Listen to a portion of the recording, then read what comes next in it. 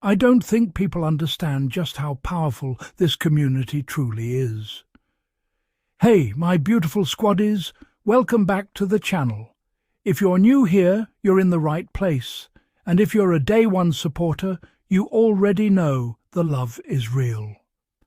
First off, I just want to say thank you, truly. The way you all continue to show up, speak out and stand firm in support of Meghan and Harry does not go unnoticed. This community is powerful, informed and full of heart, and I'm so proud to be part of it with you. Keep supporting, keep uplifting and keep shining your light because your voices matter more than ever. Now, before we get into today's video, let's take a moment to hear from our fellow Squadies.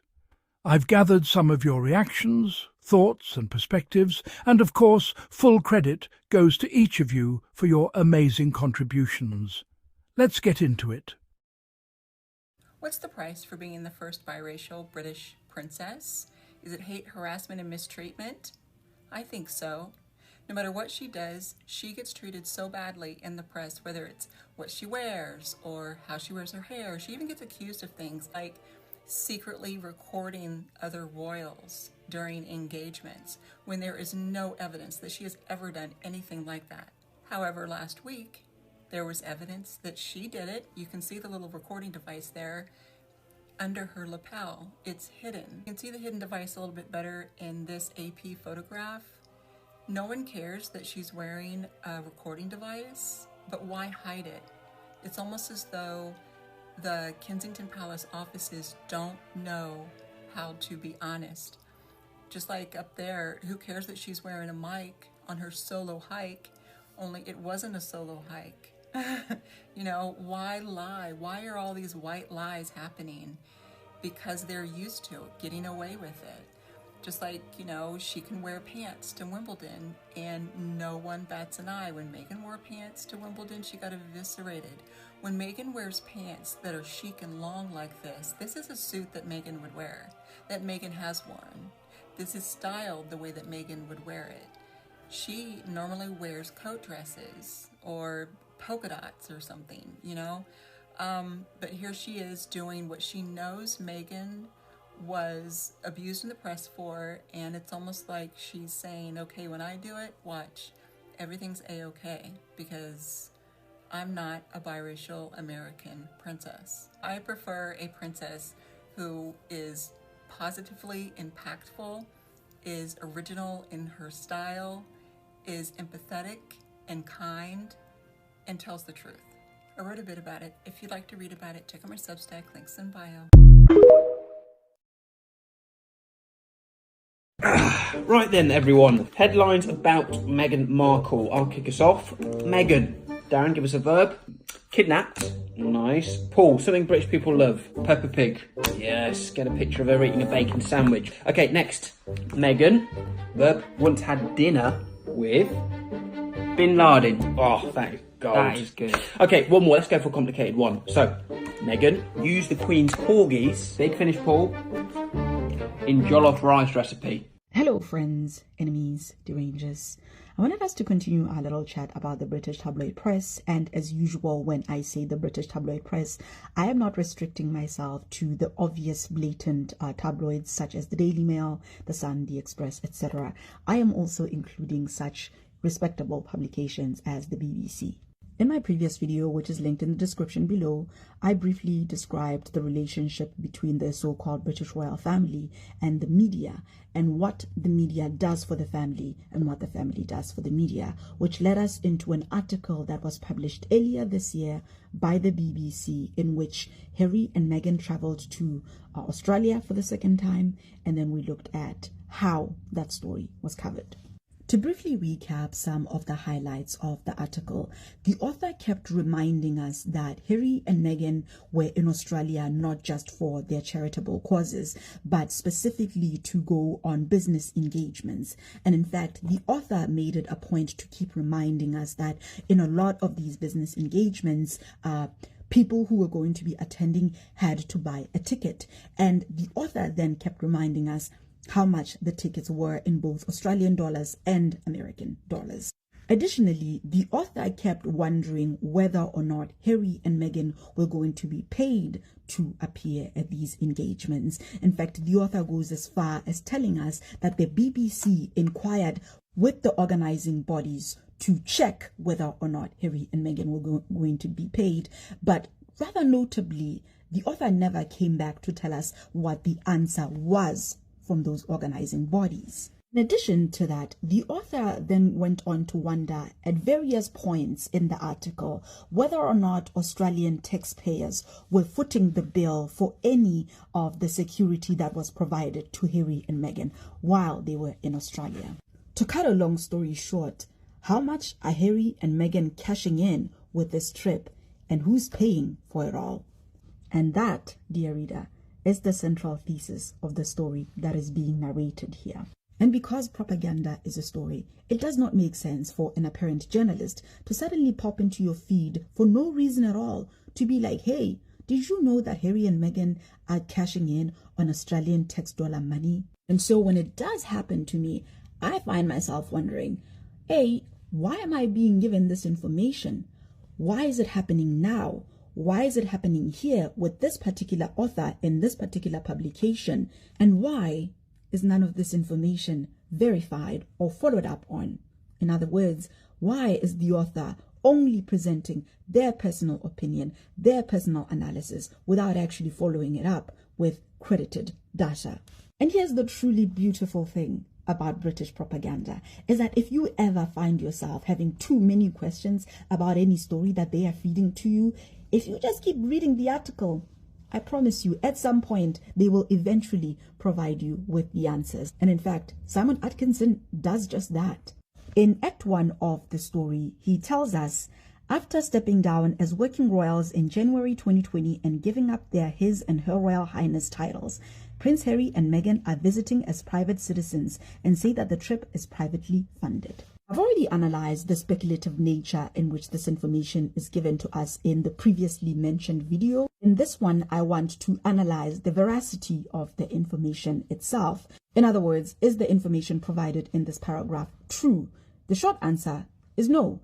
The long answer is why this video is going to end up being as long as it will be. For a little bit of background and context, when Harry and Meghan were leaving the United Kingdom, one of the reasons they were doing that was because of the treatment that Meghan was receiving from the tabloid press there. They were covering her not only as a subhuman, but they were also using a lot of racial language that left her ideating to DIY herself out of the world while she was pregnant with her eldest child. It's important to note that their first solution was not to leave the United Kingdom. They went to the monarch, they petitioned Harry's father, Harry's brother, all of the people who are in line to the throne and therefore have a lot of leeway with how the press covers the family. So Harry petitioned with his family to make it easier for Meghan, at least in the media. He was met not only with hostility, but he was also being told that they were being dramatic and he just needed to just shut up, and Meghan just needed to sit there and eat her food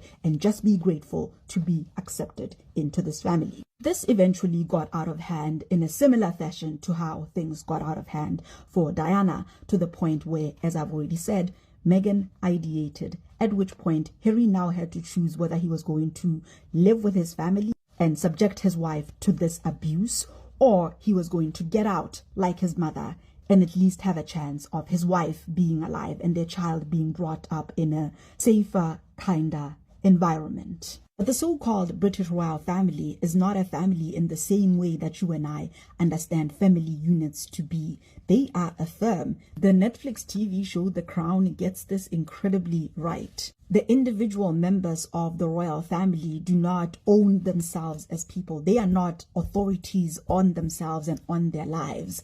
The monarch, the heir, all of the people that are in line to the throne own what you are going to do with your life, where you are going to live, how you are going to get your money, how much money you are going to be assigned, even for your royal engagements, etc., etc., etc. And Harry, being a spare, i.e. somebody who will never sit the throne, was especially vulnerable to his brother, his father, his grandmother. And so when all other avenues to get them to make his wife's life easier failed, Harry had no other choice but to disentangle himself from his family, to emancipate himself and escape alive with his beloved wife. This was a genuine constitutional crisis for various reasons. Today, I just want to focus on Meghan because she is my primary focus in that shit show of a family. The family itself is supposed to be, or is often presented as, the very top of human hierarchy. These people are literally sitting on a throne simply because their ancestors believed that they were God's chosen leaders. Like, they owned lands and started a whole bunch of colonization around the world simply because they believed they were entitled to it and it was their birthright. And of course, they have a certain complexion, they have a certain history that does not include much of the world. And so they've always been seen as like the highest, the very epitome of this color supremacy. So Meghan being accepted into this family was not only a break in tradition, but also a dilution of their own pedigree. And so to a lot of people of this complexion to this day, the family was seen as making incredible concessions in order to allow this woman to marry into their family and dilute that pedigree. I mean, we're told that every little girl grows up wanting to be a princess, and the fact that this woman became one was not only a slap in the face to these people, but the fact that she went on to be ungrateful and complain about her experiences, well, that was just the salt in the wound, because now the world was finding out from somebody who didn't even belong in the family just how terrible they all are. In short, Meghan was shattering the fantasy on several levels. First, by being accepted into the fantasy and then revealing it to be a nightmare. For a lot of people of this complexion, this was immediately perceived as a personal attack, not only on the family itself, but also on the entire culture and on the entire personhood and just everything that has to do with these people. And Harry taking her side and escaping with her, that was a traitor's move and the final nail in the coffin, which is why to this day, every single person who hates Meghan with a passion, who hates Harry with a passion, when you ask them why, they will circle back to this moment in history to be like, well, she broke apart the royal family, excusing all of the racism she experienced, excusing all of the other abuse that I haven't even discussed in this video.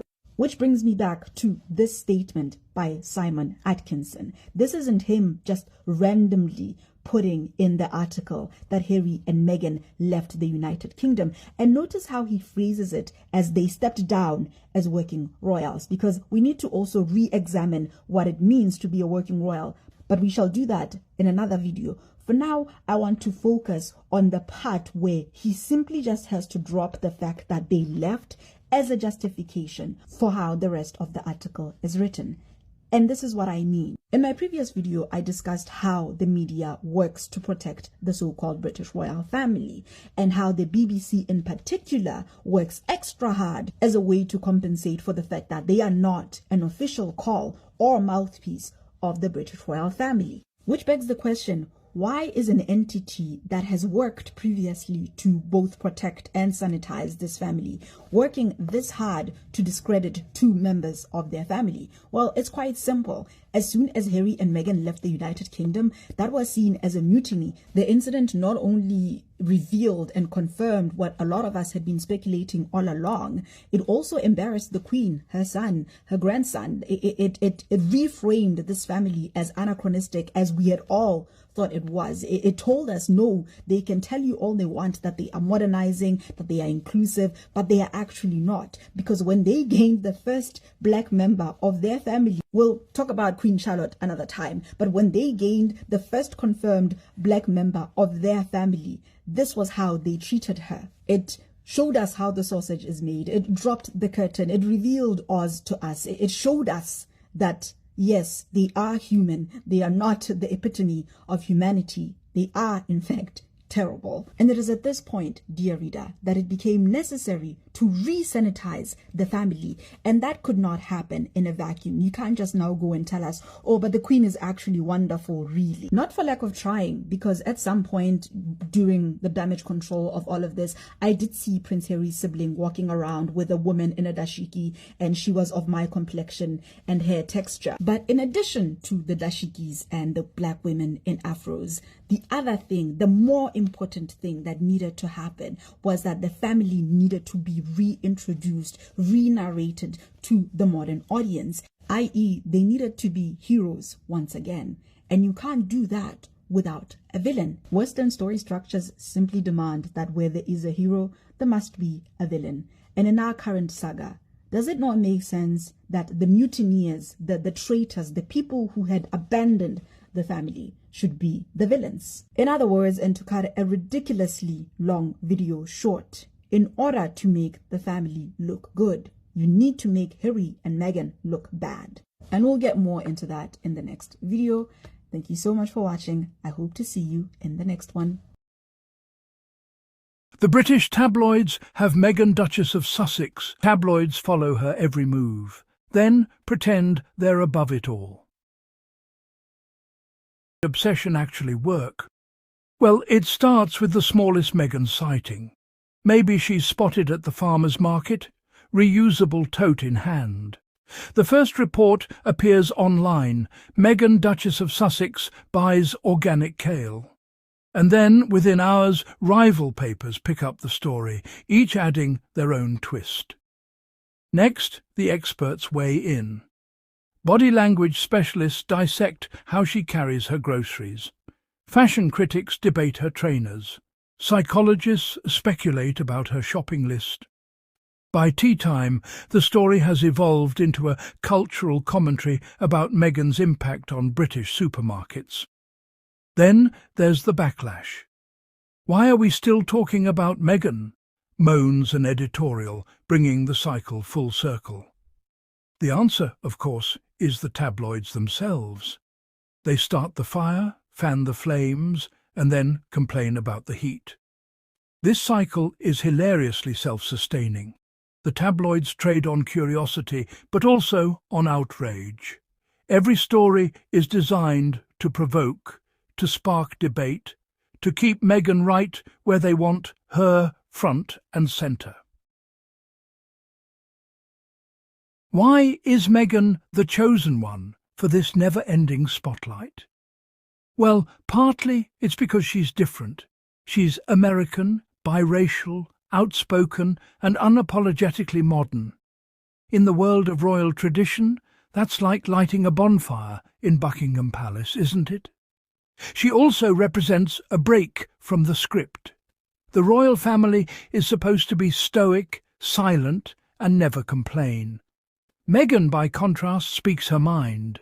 She sues newspapers, makes podcasts, and talks about mental health. For tabloids, this is catnip, a celebrity who refuses to play by the rules. Meghan's every move is unpredictable. Will she launch a new charity? Drop a Netflix special? Wear something unexpected? Tabloids thrive on suspense, and Meghan delivers it in spades. There's always a new angle, a fresh speculation, a juicy headline waiting to happen. And of course, there's the business side. Meghan sells papers and drives clicks. She is, quite simply, good for business. In a struggling news market, that makes her invaluable, even if she's supposedly irrelevant. The Meghan obsession isn't just about one woman. It's about how we consume celebrity news. The tabloids don't just report stories, they manufacture them. Ordinary moments are spun into epic dramas. A trip to the shops becomes a statement. A birthday video becomes a manifesto. This says a lot about our culture. We crave connection, but also spectacle. We want our celebrities to be just like us, but also extraordinary. Meghan is both relatable and yet out of reach. That tension keeps us coming back for more. It also exposes the media's power. Tabloids decide what's newsworthy, then convince us to care. They set the agenda, shaping public opinion in the process. Meghan's story is a reminder that celebrity culture is as much about media strategy as personal intrigue. In the end, it's a game of supply and demand. The tabloids supply the drama, and we, willingly or not, demand it.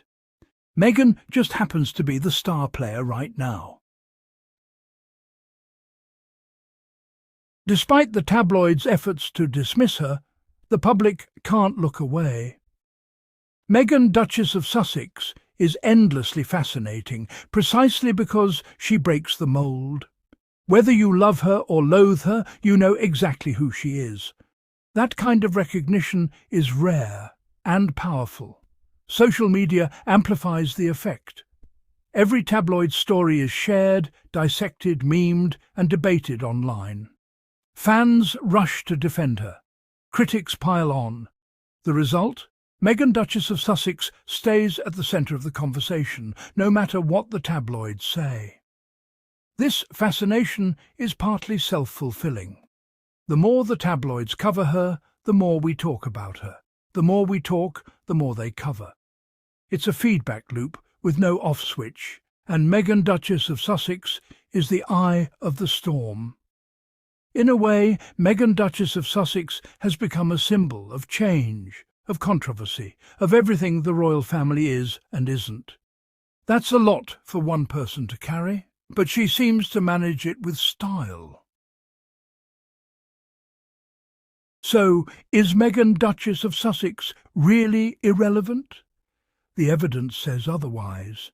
For someone the tabloids claim not to care about, she sure gets a lot of column inches. Every bagel, birthday video, and kitchen counter proves the point. Meghan is still the story. The irony couldn't be richer. Tabloids insist they're moving on, but their front pages tell a different tale.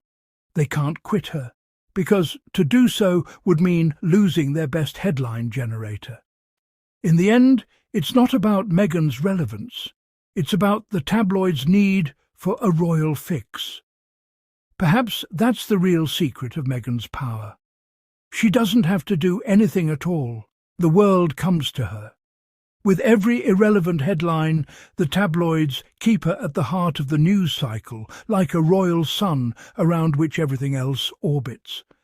So next time you see a tabloid claiming Meghan doesn't matter, remember, if she truly didn't, they wouldn't be talking about her. But they can't stop. The Meghan obsession is real, and it shows no sign of fading.